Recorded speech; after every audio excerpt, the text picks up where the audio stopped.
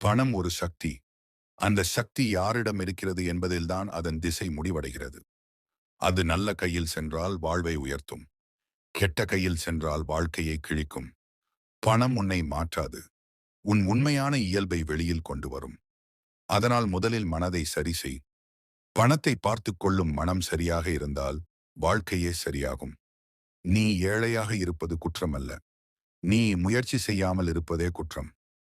பணம் எதற்கு என்று கேட்கும் சிலர் உள்ளனர். ஆனா அதே மனிதர்கள் பணம் இல்லாமல் ஒரு நாள் கூட அமைதியாக இருக்க முடியாது. பணம்தான் வாழ்க்கை அல்ல. ஆனா வாழ்க்கையை காப்பாற்ற அது தேவை. உன் குழந்தைகளின் கல்வி, உன் பெற்றோரின் மருந்து, உன் வீட்டின் பாதுகாப்பு, இவையெல்லாம் பணத்தோடு தொடர்புடையவை. ஆகையால் பணத்தை வெறுக்காதே. அதை அடிமையாகாதே. அதை உன் கருவியாக்கு. நீ வெற்றி பெற விரும்புகிறாய். ஆனா உன் பழக்கங்கள் தோல்வியின் வழிக்கே இழுத்துச் செல்கின்றன. நீ நேரம் வீணடிக்கிறாய். கவலை கொண்டு நாள் முழுவதும் நினைத்துக் கொண்டே இருப்பாய். ஆனா ஒரு அடியும் முன்னே இல்ல. நினைவு மட்டும் போதாது. பணி வேண்டும். வெற்றி பெற 2 விஷயம் போதும். தொடங்கு. நிறுத்தாதே. நீ இன்றைக்கு இருக்கும் இடத்தை வெறுக்கிறாய். ஆனா அந்த இடத்திலிருந்து வெளியே வர முயற்சி செய்ய பயப்படுகிறாய். அதுவே உன் சங்கிலி. உன் வாழ்க்கை மாற வேண்டுமெனில் உன் பழக்கங்கள் மாற வேண்டும்.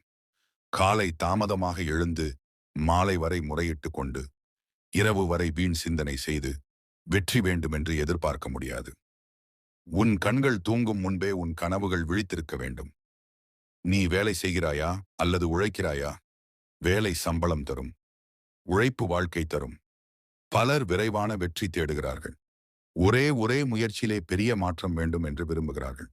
ஆனா இயற்கை அதுபோல் வேலை செய்யாது. மழை மெல்ல துளிர்க்கிறது.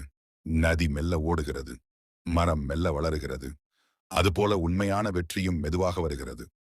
மெல்ல வந்த வெற்றிதான் நீண்ட நாள் நின்று கொள்கிறது. நீ ஏழையாக பிறந்தது உன் தவறு அல்ல. ஆனா ஏழையாக இறப்பது உன் முடிவு. உன் வீட்டில் யாருக்கும் வாய்ப்பு கிடைக்கவில்லை என்றாலும் அது உனக்காக கதவு மூடப்பட்டிருக்கிறது என்று அர்த்தமில்லை. நீதான் அந்த குடும்பத்தின் முதல் தீப்பொறி ஆக முடியும். உன் குழந்தைகள் உன்னை பார்த்து பெருமைப்படும் நாளை நினை. அந்த நாள்தான் உன் உண்மையான செல்வம். பணம் சம்பாதிப்பதில் வெட்கமில்லை. தவறான வழியில் சம்பாதிப்பதில் தான் அழுக்கு இருக்கிறது. உழைப்பின் பணம் மெதுவாக வரும். ஆனா அது அமைதியாக உறங்க வைக்கும். மோசடியின் பணம் வேகமாக வரும். ஆனா அது பயத்துடன் வாழ வைக்கும்.